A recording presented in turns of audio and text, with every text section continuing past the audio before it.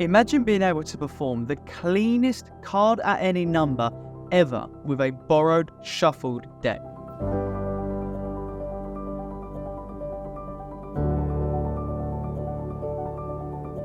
In 2004, Alakazam and Mike Rose released an effect that took the Magic and Mentalism world by storm. In our opinion, the Grail is the best card at any number ever created. And since its release in 2004, the Grail by Mike Rose has continued to be one of our best ever sellers. Over the years, Mike Rose and my dad have been tweaking the effect, creating new handlings and presentations.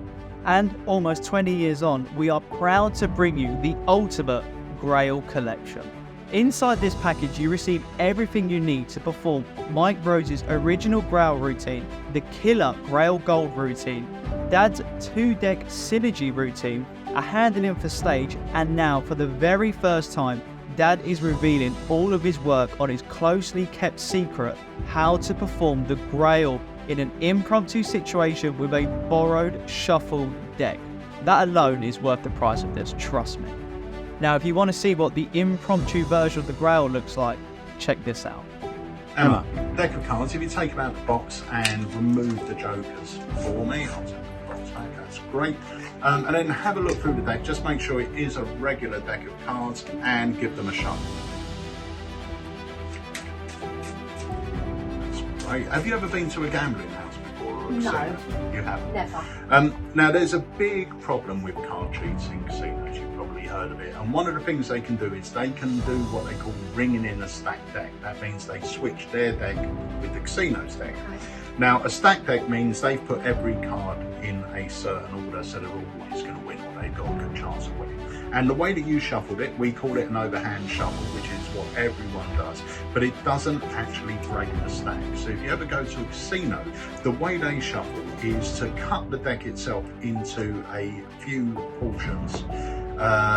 So they could have, we'll do 4 piles, and they would end up shuffling these piles together, and they do something that they call breaking the stack, and the way they do it is they now separate the cards. So if the cards are in a certain order, they're now being separated. Okay.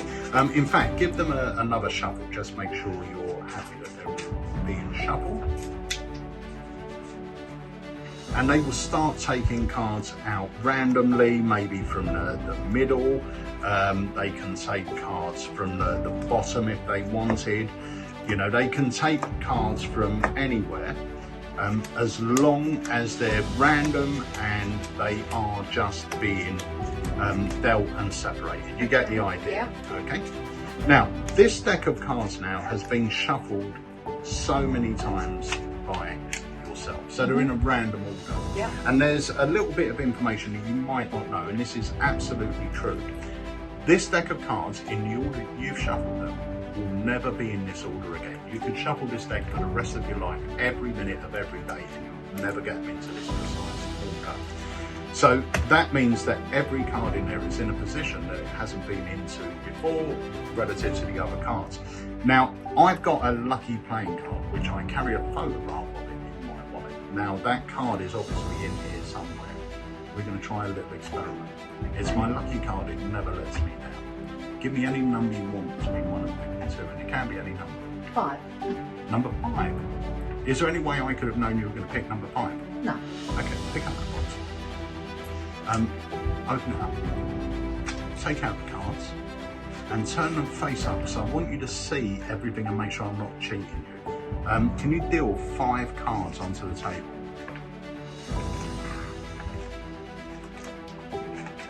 The 3 of clubs? Yeah. Okay, just have a look through the deck. Make sure there isn't another 3 of clubs.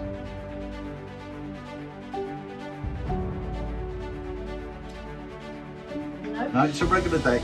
You shuffled them into this order. Yeah. You chose the number 5. Remember I said in my wallet I've got a photograph of my lucky playing card. You can see there are not 52 different photographs in there. There's one photograph and you'll see it right here. You chose the 3 of clubs.